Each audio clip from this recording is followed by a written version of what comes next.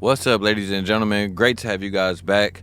In this video, we're going to talk about a crypto known as Hyperliquid, right? I'm going to go over the tokenomics. I'm going to look at the chart. I'm going to tell you guys what is intended to be used for, the good, the bad, the pros and the cons, and some of the things that quite literally worries me about this token. Even though it is one of the top 20 cryptos, at least on the CoinGecko list as of now, you guys. But before we get into this video, quick government risk disclaimer. I am not a financial advisor, right? This is not financial advice. Everything you hear and see in this video is intended for educational and entertainment purposes only. If you're going to go and make any investments, make sure to do your own research, you guys. So let's get straight into this video. So one of the first things that worried me right off the rip, you guys, is the website, and y'all are going to hear me talk about this almost in every video, so I hope y'all don't get sick of it. But this website is just horrible. I don't know who did it, but I don't like it. It's not really looking that innovative to me. And then when you go to click to launch app, it says by clicking continue, you will leave the Hyper Foundation website and access a website made available by an independent third party. The Hyper Foundation is not responsible for actions or content of any third party website. So I don't even know what that means. That seems like they're trying to rug pull me. I'm like, is this even the right website? Right? It looks like the right website. But yeah, so that's one of the first things that's concerning to me, you guys. And that's honestly, you guys should be very concerned. Here's the other thing that concerns me, right? If you go to CoinGecko, Hyperliquid, right? When we look at their FDV ratio, right? So for those of you who are still wondering, why do I keep bringing up the FDV ratio, right? We're going to talk about that right now. Let's talk about the FDV ratio, right? As you guys can see, it's pretty low, 0.27, which essentially means what? To keep it short, it just means that in the future, more, coins can get pumped into the market because, as you guys can see, their circulating supply is much lower than their, total supply, right? So that could be a very bad thing for hype moving into the future. But right, we're going to talk a little bit more about that because that may not really affect them as much as you may think. But it's something that you really have to keep your eye on, right? So here's how to think about Hyperliquid and this low FDV ratio, right? What it means, why people watch it, and whether it's something that you should be worried about. So just for a quick refresher, you guys, FDV versus circulating market cap, right? So FDV means fully diluted valuation.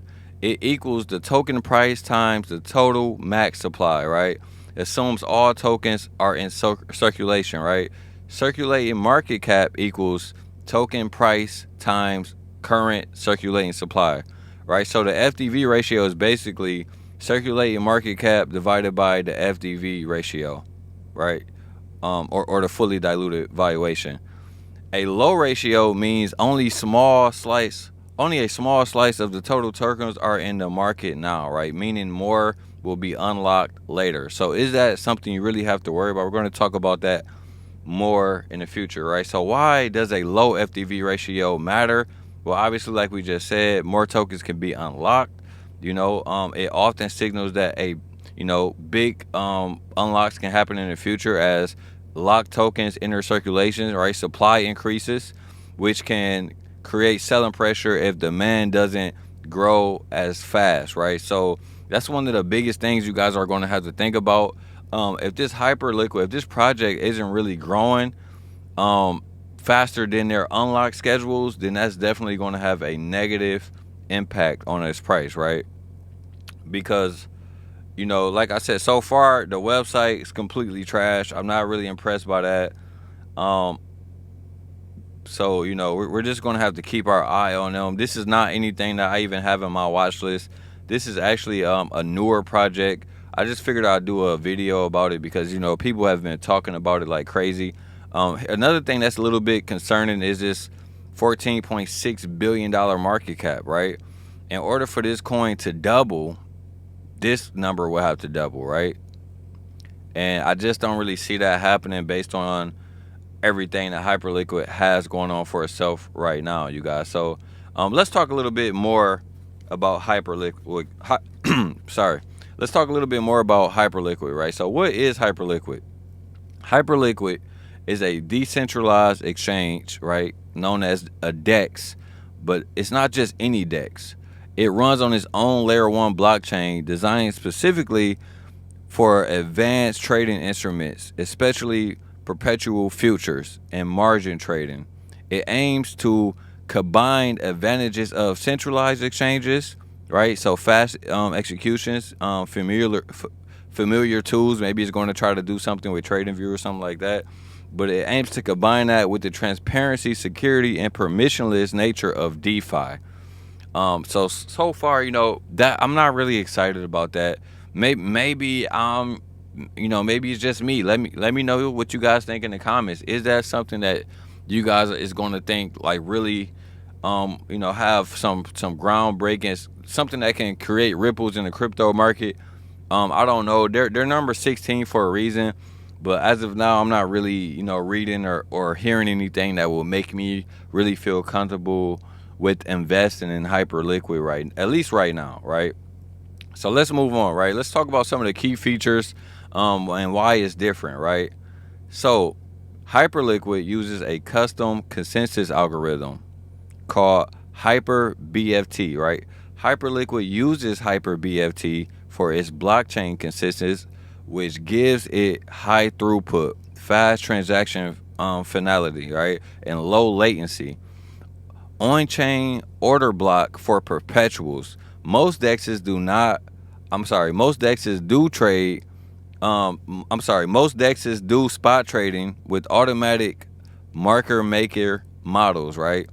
Hyperliquid does a full order book, even for perpetual futures, all on its own chain. That means trades are matched more like on a centralized exchange, but settles on chain, right? They have low fees, low slippage. They have cross-chain bridging and multi-asset support, right? And you can go find these guys. Like I said, we have it put up right here on my CoinGecko. You can go find these guys on CoinGecko under the symbol HYPE, you guys. So leave a comment down below. What do you guys think about hype right now? Do you think that it's just all hype, or do you think that that they're going to live up to the hype, right? For me, right now, I'm not going to lie, you guys, it's looking a little bit like it might be hyped up right now. I'm not going to lie, right? I'm doing this video so that I can be honest with you guys, right? So let's talk a little bit about who might Hyperliquid be used for, right? So active traders who want perpetual futures and DeFi, but also want low latency and less friction. People who like complex trading tools, right? Margin, like margin or leverage, but also want transparency of on-chain settlement. DeFi developers want to build apps on a platform that supports both trading futures, both with trading features and cross-chain interoperability. Users interested in governance and staking, since Hype gives those options as well, right? So let's talk about some of the risks and what you should watch out for, right? It's not fully battle tested, right? Being relatively new means fewer stress tests, right? Volatility, large market moves can happen, hacks, right? This is a fairly new play, and we're going to look at that as well on the charts, right? Centralization trade-offs. Although it's a DeFi product, Hyperliquid has fewer validators than giants like Ethereum, right? This could give some risk in terms of censorship, coordination, or other operational vulnerabilities, right? And then we also have to talk about some of the regulatory uncertainty, right? Futures, perpetuals, derivatives, these are heavily regulated in many jurisdictions, right? Laws may change, or Hyperliquid may face compliance challenges. And that's something we have actually seen, already, right? I actually trade futures. As you guys know, I trade futures. I trade with prop firms. And that's something that we have already seen in the past, And the reason why like companies like FTMO had to step away from, USA citizens is because the trading industry had got regulated so much. They didn't want traders using leverage and margin as much as, traders was using before, right?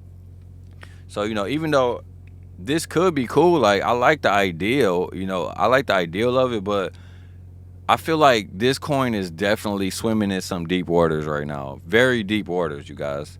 But if they can make it out, who knows, right? So liquidity and slippage in extreme situations, right, is another risk. While usually low in times of high volatility or low liquidity, trades may suffer, right?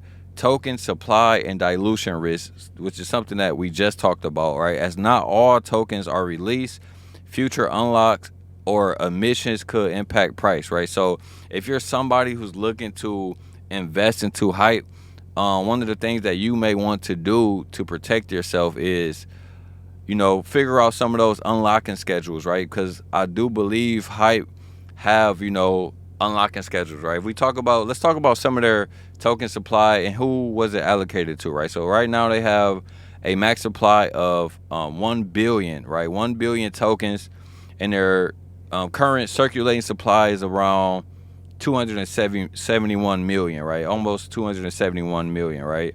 So they have about 31% of that was allocated to the Genesis distribution and the airdrop, right? It was fully unlocked at Genesis and distributed to early users based on their participation in the points usage campaign, right? Then we have about 39% went to future emissions and community rewards.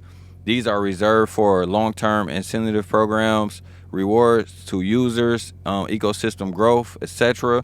They unlock over time per schedule. And then we also have core 24% went to core contributors, right? Their team and early contributor allocations. We had about 6% go to the Hyper Foundation budget. And then we have 0.3% went to community grants, and about 0.012% went to HIP-2 allocation, you guys. So if you guys want to, be safe when you're trading this, definitely learn those unlocking and those vesting schedules. I believe they said the next unlocking is going to happen around November 29th, 2005, you guys. So that is going to be something to pay attention to, because maybe, just maybe, if you want to buy the Hyperliquid token, you may get a pullback. And the reason why I say that is because if we go look at this chart, you guys, we're going to go pull this chart up really fast, right? Let's look at this chart. Definitely one of the, I'm not going to say one of the worst charts I've seen, but this chart is very concerning, you guys. Very concerning, right? Now, as you guys can see, this is the monthly chart. I told you guys I only look at the monthly chart. That's the only chart I look at. I don't care if the crypto is new.